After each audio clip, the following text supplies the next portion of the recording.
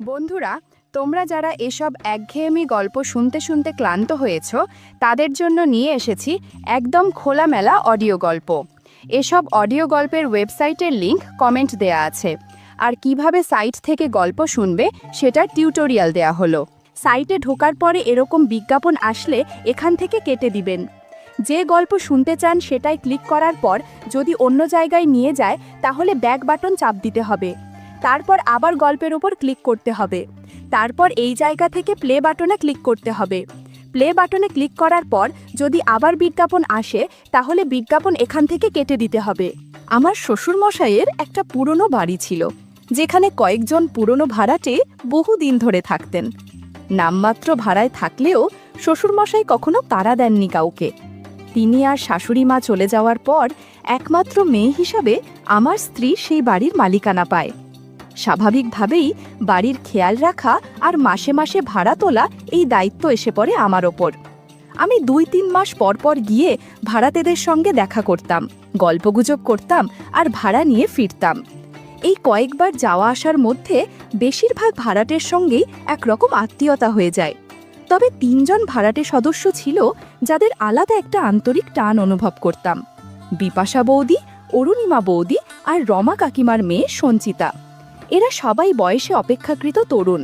বিশেষ করে সঞ্চিতা মাত্র 24 বছর বয়স, কিন্তু স্বভাব চরিত্রে বেশ পরিণত। সঞ্চিতা দারুণ চা বানায়। ওর হাতের চা না খেয়ে আমি কখনো ফিরি না।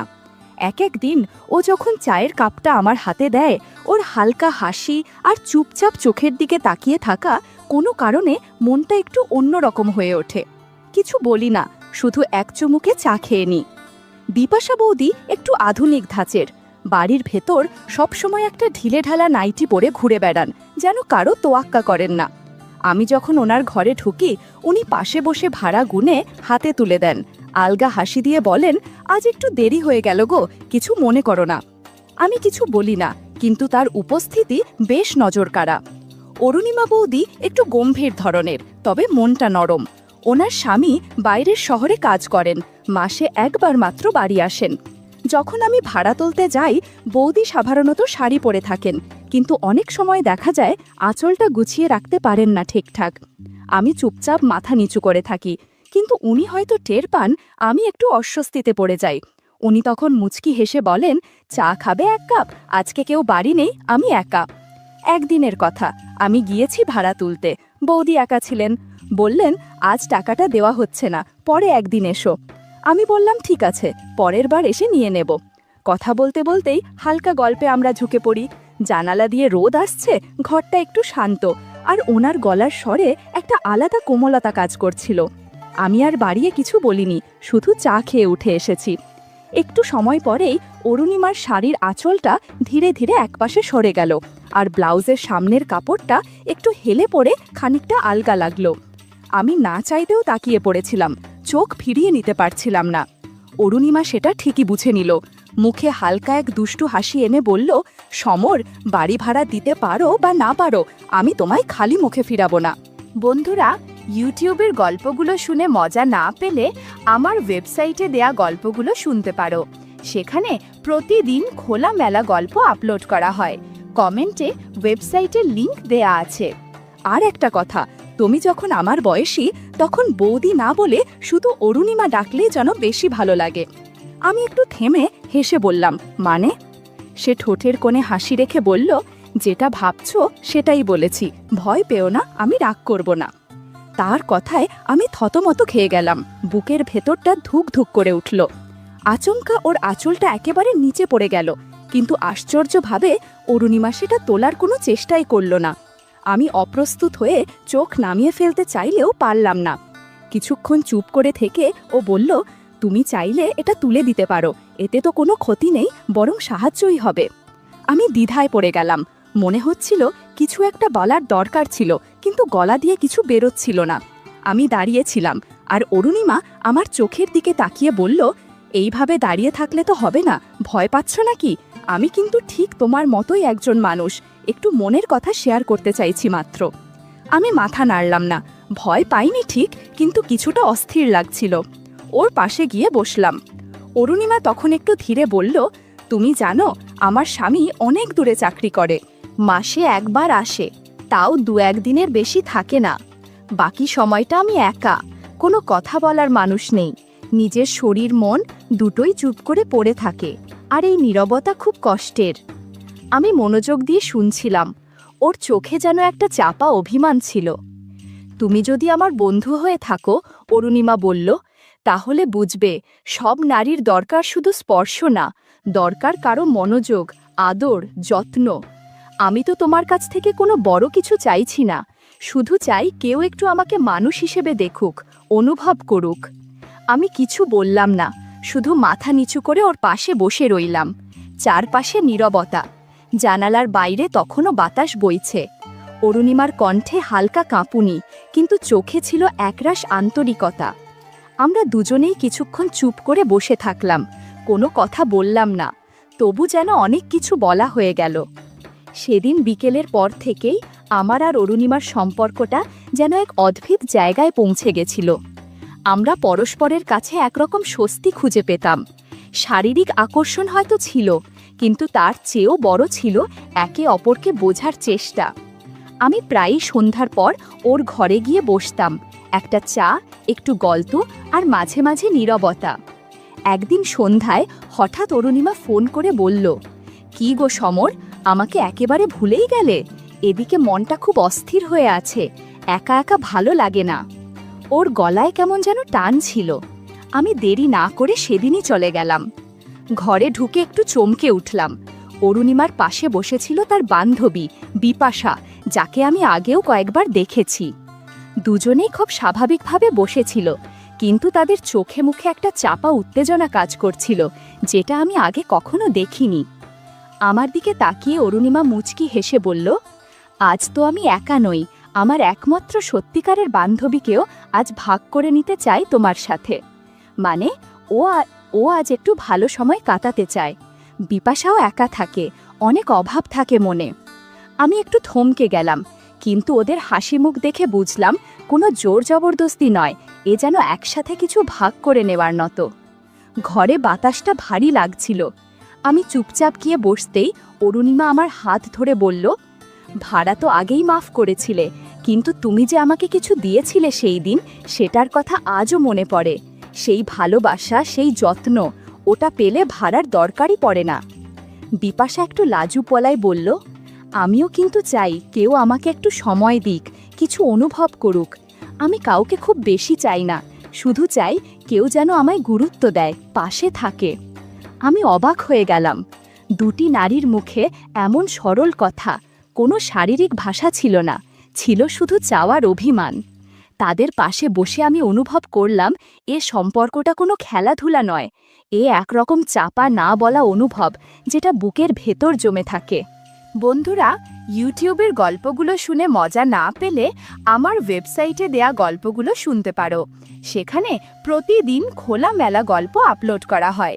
কমেন্টে ওয়েবসাইটের লিংক দেয়া আছে। আমি ওদের দিকে তাকিয়ে শুধু বললাম, আমি এখানে আছি, কথা দিতে পারি তোমাদের কেউ একা থাকবে না। তারপরের সময়টা ছিল নিঃশব্দে ভরে যাওয়া। কেউ কোনো কিছু স্পষ্ট করে বলল না, কিছু প্রকাশ করেও যেন অনেক কিছু প্রকাশ হয়ে গেল। বন্ধ দরজার ভেতরে আমরা তিনজন বসেছিলাম, নিঃশব্দ, কিন্তু ভেতরে ভেতরে এক অদ্ভুত শান্তি আর গরম হাওয়া বইছিল। বিপাশা হেসে বলল, সমর, আজ একটু আমার কথা শোনো। আমি চাই তুমি প্রথমে আমার কাছ থেকে একটু সময় নাও। আমি ওরকম কিছু চাইছি যেটা শুধু আমাদের দুজনের মাঝে বোঝাপড়া। আমি ওর কথায় মুগ্ধ হয়ে বসে রইলাম। একটু সময় কাটিয়ে আমরা ধীরে ধীরে একে অপরের অনুভূতি বুঝে নিতে লাগলাম। আমাদের মাঝে একটা অদ্ভুত সঙ্গতি কাজ করছিল।